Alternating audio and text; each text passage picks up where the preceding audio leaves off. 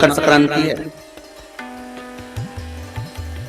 आपको अगर ऐसा महसूस होता है कि किसी ने आपकी दुकान पर बंधन कर दिया, आपका व्यापार बांध दिया, 4 दिन दुकान अच्छी चल रही है और 4 दिन बंद हो रही है, तो महाराज सूर्य का उत्तरायण जो प्रवेश है मकर के अंतर्गत, तो निवेदन करूंगा मैं आपको ऐसा लगता है कि आपका व्यापार 4 दिन अच्छा चल रहा है, फिर गिर रहा है, फिर चल रहा है, फिर नीचे आ रहा है, तो जब मकर राशि के भीतर सूर्य प्रवेश करेगा तो आपको ऐसा लगे या किसी की तबीयत थोड़े दिन अच्छी हो रही है, फिर गिर रहा है, फिर अच्छी हो रही है, फिर बेकार हो रही है, फिर अच्छी हो रही है, फिर बेकार हो रही है, दवाई खा रहे हो नहीं लग रही, तो आप जब मकर राशि में सूर्य प्रवेश करे, कल मकर संक्रांति के दिन उत्तरायण जब सूर्य के भाव प्रवेश करे महाराज, तो प्रयास करना थोड़ी सी काली तिल्ली लेना महाराज जी, उसमें एक बमूल का कांटा ले लेना, काली तिल, बमूल का कांटा और किसी भी वृक्ष की 5 पत्तियां लेना महाराज, उसको लेकर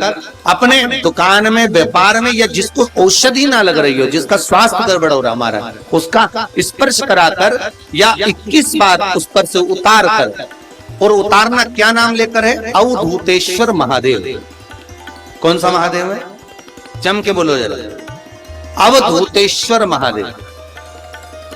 शिव जी का एक अवतार हुआ था, अवधूत रूप शंकर। शंकर भगवान के उस क्रोध को, भगवान शिव के उस क्रोध को ब्रह्मा जी ने घोड़े का रूप दे दिया था और घोड़े को समुद्र में डाल दिया था। उस घोड़े से जलंधर हुआ था, फिर जलंधर का विवाह वृंदा से हुआ था। अर्थात शास्त्र कहता है कि अवधूतेश्वर महादेव का जो रूप है वो रोग का निवारण करने के लिए, व्यापार की वृद्धि को आगे बढ़ाने के लिए। आप लोगों ने कहीं कहीं देखा होगा, किसी किसी के ऑफिस में देखा होगा कि वास्तु शास्त्री कहते हैं कि दौड़ते हुए घोड़े का फोटो लगा। सुना है कि नहीं सुना? अरे बोलो तो सुना है कि नहीं सुना? किसी वास्तु वाले के पास जाओगे ना तो वो कहेगा तुम्हारा ऑफिस अच्छा नहीं चल रहा ना, तो दौड़ते हुए घोड़े का फोटो लगा। जो घोड़े 4-5 घोड़े तोड़ रहे हैं उनका फोटो लगा। क्यों कहते हैं? उसका कारण क्या? वास्तु शास्त्री ऐसा क्यों बताते हैं कि दौड़ते हुए घोड़े का फोटो? उसका शास्त्र प्रमाण शिव महापुराण करती है महाराज कि शिव का एक रूप अवधूतेश्वर है, जिसको ब्रह्मा जी ने घोड़े का रूप दे दिया और घोड़े का रूप देकर उसको समुद्र में डाल दिया, जिससे जलंधर की उत्पत्ति हुई। तो अगर मान लो अगर प्रॉब्लम चल रही है, व्यापार में दिक्कत आ रही है, व्यवसाय में तकलीफ आ रही है, या किसी न किसी रूप में कोई ना कोई कष्ट आपको लग रहा है, तो अवधूतेश्वर महादेव का नाम लेकर काली तिल्ली, वृक्ष की पत्ती और एक बमूल का कांटा लेकर, और आप दुकान में से उतार लो चाहे शरीर पर से उतार लो, उसको ले जाकर किसी भी चौराहे पर उसको पटक दीजिए। चौरस्ते पर नहीं डाल सकते तो बहते हुए पानी में डाल दीजिए। बहता हुआ पानी ना मिले तो पीपल के वृक्ष के नीचे डाल दीजिए, पर उसको मकर राशि के प्रविष्ट भाव में ही डालना।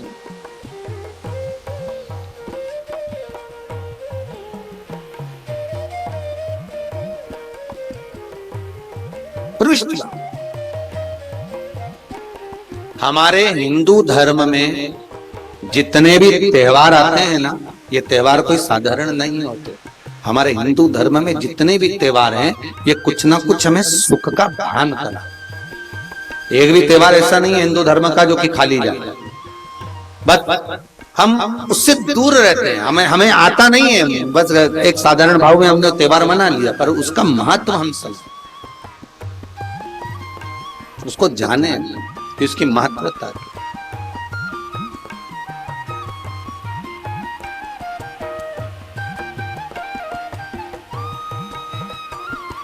बस हृदय चित्त लो। एक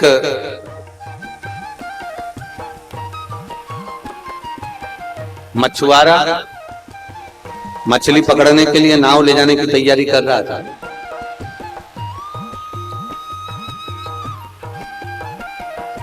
पर उसने समय देखा तो उसको लगा कि अभी तो रात्रि की 2:30 बज रही है और सुबह के समय जाना है, तो अभी जरा उजाला होने दो, तब नाव तैयार करके जब जाल बिछा,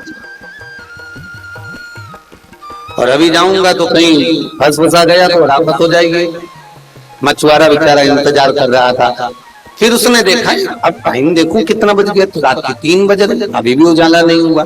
अब उसको तो बेचैनी कि मेरे को मछली पकड़ने जाना है, कल व्यापार ज्यादा अच्छा होना चाहिए।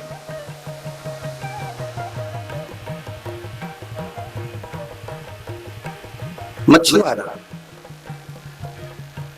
इंतजार करता करता अब उसने कहा कहां घर जाऊंगा, यहीं समुद्र के किनारे पर थोड़ी देर बैठ जाता हूं। एक समुद्र की लहर चली और समुद्र की लहर चली, तो वो समुद्र की जो लहर थी जब वो चली तो एक लाल कपड़े में कुछ पत्थर को लेकर आया। मछुआरे के पांव से वो पत्थर टकरा गया। मछुआरे के पांव से जैसे ही पत्थर टकराया, तो जैसे ही पांव से वो पत्थर जब टकराया तो मछुआरे ने उसमें से कुछ जैसे देखा कि आखिर इसमें है क्या, इसमें आखिर है क्या ऐसा कि मेरे पांव से आकर जो टकराया। उसको देखा और जब उसको देखा तो उसने देखा कि इस कपड़े में तो ढेर सारे पत्थर बन गए, ना जाने कोई ने पटक दिया होगा। पानी की लहर है उसको लेकर आ गई, पानी की लहर उसको ले आई।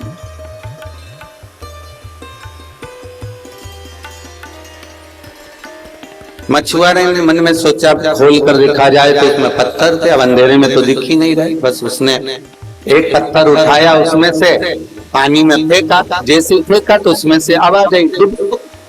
अब पानी में अगर पत्थर मारोगे तो आवाज तो आएगी, आवाज आई उसमें से। फिर उसने दूसरा पत्थर लिया, उसको अच्छा लग रहा था, समय पास करना है तो फेंकते रहो। दूसरा पत्थर लिया, फिर फेंका। थोड़ी थोड़ी देर में वो पत्थर फेंक रहा है, फिर फेंके, फिर पत्थर लिया, फिर फेंका। पत्थर फेंकते फेंकते उसको आराम आराम से पत्थर फेंक रहा था और फेंकते फेंकते ब्रह्म मुहूर्त हो गया, सुबह का समय हो गया। थोड़ा सा प्रकाश आया, प्रकाश आया, आखिरी का पत्थर उसके हाथ में था। उसने सोचा जरा पत्थर फेंकूं, निकाल कर फेंकने ही वाला था, पत्थर में चमक लगी। उसने देखा तो उसके हाथ में कोहिनूर हीरा था, कोहिनूर हीरा उसके हाथ में। पछता रहा है, इतने सारे फेंक दिए, एक ही बच्चा। पछता रहा। अब उसने वो पत्थर को नहीं फेंका, अब उसने उसको संभाल कर रखा, और उसको उसने संभाला रखा है उसने। ये केवल एक मछुआरे की कथा नहीं, ये हमारी कथा है। हमारा भी बचपन हमने यूं ही गवा दिया, हमारी जवानी हमने यूं ही निकाल दी, हमारी अधेड़ी हमने यूं ही निकाल दी।